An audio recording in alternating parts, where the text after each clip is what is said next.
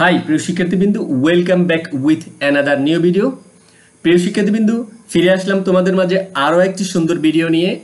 আমি আছি মোহাম্মদ আজগর আলী সুমন, তোমাদের সাথে English for today class 4 English for টুডের প্রত্যেকটা লেসন এবং প্রত্যেকটা ইউনিট এবং প্রত্যেকটা ল্যাঙ্গুয়েজ ফোকাস তোমাদের সাথে আলোচনা করছি। তোমরা অবশ্যই আমার সাথে আছো।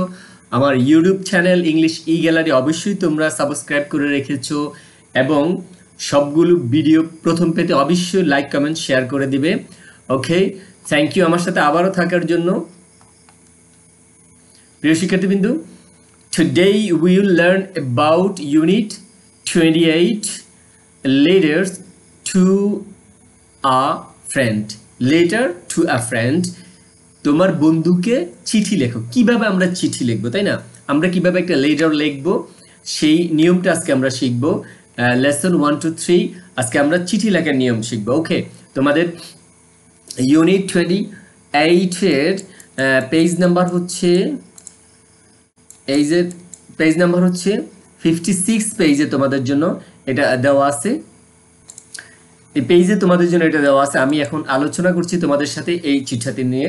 প্রিয় শিক্ষার্থীবৃন্দ, তোমরা যদি ফলো করো এই চিঠিটাতে আমি তোমাদের জন্য কিছু ওয়ার্ড এবং ভোকাবুলারি লিখে রেখেছি। আমরা আগে সেই ভোকাবুলারি শিখবো, তারপর আমরা এই চিঠিটা নিয়ে আলোচনা করবে। সো লেটস গো, আমরা এই আগে একটু ভোকাবুলারি দেখে আসি।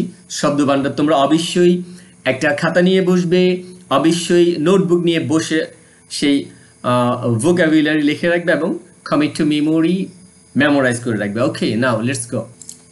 প্রিয় শিক্ষার্থীবৃন্দু, এখানে আমি তোমাদের জন্য ভোকাবুলারি লিখে রেখেছি। নাও আমরা ভোকাবুলারি শিখবো, সেটা হচ্ছে নিউ ফ্রেন্ডস। নিউ ফ্রেন্ড শব্দের অর্থ কি? নতুন বন্ধু। নতুন বন্ধু। From, FROM, from. ফ্রম অর্থ হচ্ছে হইতে থেকে বা চেয়ে বলে থাকি আমরা। এভরিডে, এভরিবডি আর এভরিডে। এভরিডে এখানে হবে প্রত্যেক দিন, তাই না? আমরা একটু কারেকশন করে নেই। এভরিডে প্রতিদিন, এভরিডে প্রতিদিন। আফটার, আফটার অর্থ পরে। উই অর্থ আমরা। তোমরা খাতায় নোট ডাউন করে রাখবে অবশ্যই, তাই না? এবং মুখস্থ করবে তোমরা অবশ্যই। তোমাদের ভোকাবুলারি তোমরা ডেভেলপ করতে পারবে। তারপর হচ্ছে প্লে শব্দের অর্থ হচ্ছে খেলা করা। পার্ক শব্দের অর্থ হচ্ছে পার্ক, আমরা যে পার্কে ঘোরাফেরা করি সেটা। টুগেদার শব্দের অর্থ হচ্ছে একত্রে বা একসাথে। উইকেন্ড শব্দের অর্থ হচ্ছে সপ্তাহের ছুটির দিন। সপ্তাহের যে ছুটির দিনগুলো সেটাকে বলা উইকেন্ডস। খ্যান অর্থ হচ্ছে পারা। খ্যান অর্থ হচ্ছে পারা, মানে আমি এটা পারবো। তারপর হচ্ছে রান শব্দের অর্থ হচ্ছে দৌড়ানো, আমরা এটাও জানি। ভেরি শব্দের অর্থ খুব। ফার্স্ট শব্দের অর্থ হচ্ছে দ্রুত। হ্যাজ অর্থ আছে। হার নেম অর্থ হচ্ছে তার নাম। হাউ অর্থ কিভাবে। রাইট অর্থ হচ্ছে লেখা। সুন তাড়াতাড়ি বা শীঘ্রই, এটা আমরা বলে থাকি। সো লেটস গো, আমরা চলে যাচ্ছি আবার সেই চিঠির মধ্যে। Stay with me. ওকে প্রিয় শিক্ষার্থীবৃন্দ, আমরা এখন এই চিঠিটি নিয়ে আলোচনা করব। চিঠির মধ্যে তোমাকে বলা হচ্ছে, তোমরা দেখতে পাচ্ছ যে এখানে কি করছে, গোল করে তোমাকে পয়েন্ট আউট করে দেওয়া হয়েছে যে তুমি যেই নীল কালার এগুলো দেখতে পাচ্ছ, এই নীল কালারগুলো গোল করে দেওয়া হয়েছে। যেমন এটাকে বলা হচ্ছে ডেট। তার মানে কি, তুমি যখন লেটার লিখতে যাবে সেখানে একটা ডেট থাকবে, তাই না? ডেট মানে তারিখ। ডেট অর্থ কি? ডেট অর্থ তারিখ। তারপর হচ্ছে গ্রিটিং শব্দের অর্থ হচ্ছে সম্ভাষণ, মানে কি কাউকে তুমি অভিবাদন জানানো, সেটা হচ্ছে গ্রিটিং। তারপরে হচ্ছে আরেকটা হচ্ছে বডি, মূল বক্তব্য, মানে বডি অফ দ্য লেটার বলা এটাকে। লেটারের মূল বক্তব্য, চিঠির মূল বক্তব্য। এরপরে তোমার এখানে হচ্ছে ক্লোজিং, মানে সমাপ্তি। তুমি সমাপ্তি দিয়েছো। ক্লোজিং যেমন ইউর ফ্রেন্ড, এটা বলে তুমি সমাপ্তি দিয়েছো। তারপরে নেম, মানে যাকে তোমার নামটা তুমি তাকে উল্লেখ করে দিবে। তাহলে আমরা এখানে কয়টা অংশ দেখতে পাচ্ছি লেটারের? 1 2 3 4 5। তোমরা যখন লেটার লিখতে যাবে তোমরা অবশ্যই এই 5টা জিনিস অবশ্যই ফলো করবে, তাই না? আমরা জানি যে লেটার কয়টা অংশ? 6টা অংশ। এখানে 5টা অংশ দিয়েছে, আরেকটা অংশ আছে সেটা হচ্ছে এখানে থেকে, সেটা হচ্ছে তোমার ফেয়ারওয়েল, যেটা আমরা বিদায় জেনে থাকি। ওকে, তো তোমরা যখন লিখবে তখন অবশ্যই এই 5টা পয়েন্ট থাকতে হবে লেটারে, কি থাকতে হবে, ডেট থাকতে হবে, গ্রেটিং থাকতে হবে, পুরো লেটারে একটা বডি থাকতে হবে, ক্লোজিং মানে শেষ করছো তুমি সেটা থাকতে হবে, তোমার নাম থাকতে হবে, তা নাহলে কে লিখেছে সেটা বুঝবে না। তাহলে আমরা একটু দেখি। ডেট, ডেট বলা হচ্ছে 24 এপ্রিল 2024, 2024 সালের। গ্রেটিং অর্থ কি, সম্ভাষণ, মানে ডিয়ার স্মাইল, তোমার বন্ধু ইসমাইলকে তুমি বলতেছো, এটা বলে গ্রেটিং, কাউকে গ্রেটিং করা, যেমন হাউ আর ইউ বা dear Ismail, dear father, dear mother, তাই না, আমরা এইভাবে বলে থাকি। ডিয়ার টিচার, যাকেই তুমি চিঠি লিখবে সে হচ্ছে তোমার গ্রেটিং করা হয় তাকে। এরপরে বলা হচ্ছে Suman is my new friend, Suman হচ্ছে আমার নতুন বন্ধু এট স্কুল, স্কুলে। হি ইজ ফ্রম, ফ্রম অর্থ কি, থেকে পড়েছে, হইতে থেকে। হি ইজ ফ্রম বগুড়া, সে বগুড়া থেকে এসেছে। এভরি ডে, প্রতিদিন। আফটার স্কুল, স্কুলের পর। উই প্লে, আমরা খেলাধুলা করি। ইন দ্য পার্ক, পার্কের মধ্যে। We play cricket together on the weekends, বলা হচ্ছে উই প্লে, আমরা খেলাধুলা করি। ইন দ্য পার্ক, পার্কের মধ্যে। আবার বলা হচ্ছে উই প্লে ক্রিকেট, আমরা ক্রিকেট খেলি। টুগেদার, একত্রে। অন দ্য উইকেন্ডস, সপ্তাহের ছুটির দিনগুলোতে। উই ক্যান রান, আমরা দৌড়াতে পারি। সরি, বলা হচ্ছে he can run very fast, সে খুব দৌড়াতে পারে, সে খুব দৌড়াতে পারে। সুমন হ্যাজ ওয়ান সিস্টার, সুমনের এক বোন আছে, একটি বোন আছে। হার নেম ইজ মীরা, তার নাম হচ্ছে মীরা। হাউ আর ইউ, এবার সুমনকে মানে ইসমাইলকে বলছি তুমি কেমন আছো। রাইট সুন, আমাকে তাড়াতাড়ি লেখো। রাইটার তো লেখা, সুনর তো শীঘ্রই, আমরা অবশ্যই ভোকাবুলারিতে পড়েছি তাই না। রাইটার তো লেখা, সুনর তো শীঘ্রই বা তাড়াতাড়ি। তুমি কেমন আছো, আমাকে তাড়াতাড়ি লেখো। এরপরে তুমি বলতেছো ইউর ফ্রেন্ড, মানে তুমি ক্লোজিং করতে, শেষ করতেছো। ইউর ফ্রেন্ড কাজল, মানে তোমার নাম হচ্ছে কাজল। ওকে, তাহলে লেখছো কার কাছে, তুমি ইসমাইলের কাছে লিখেছো। ইসমাইলকে তুমি বর্ণনা করেছো তোমার বন্ধু সুমনের কথা।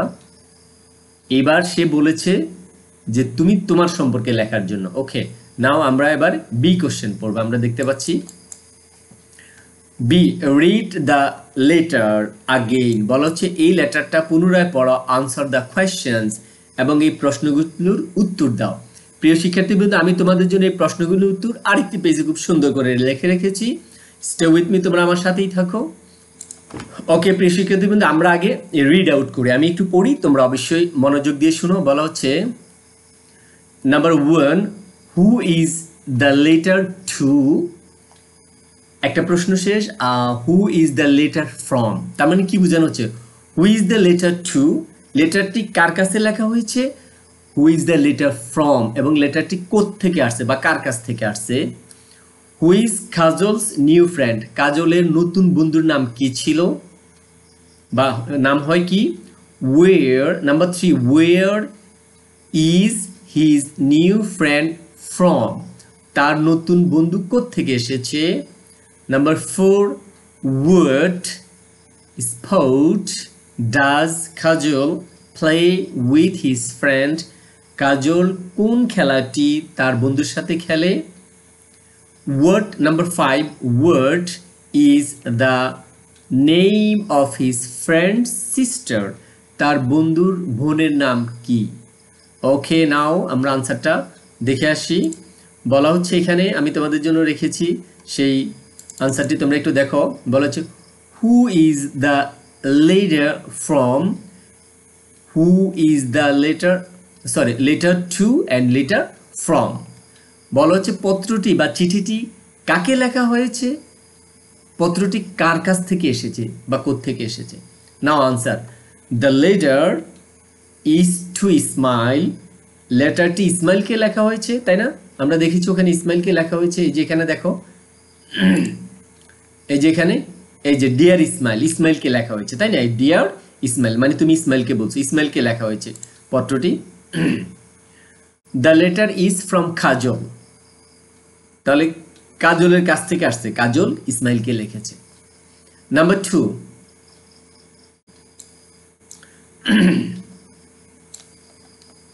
নাম্বার 2 হচ্ছে who is Kajal's new friend, কাজলের নতুন বন্ধু কে?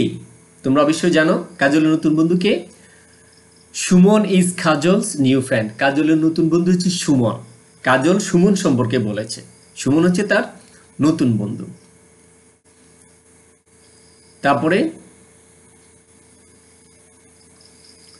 Number 3 where is his new friends from, তার নতুন বন্ধুর বাড়ি কোথায় বা সে কোত্থেকে এসেছে?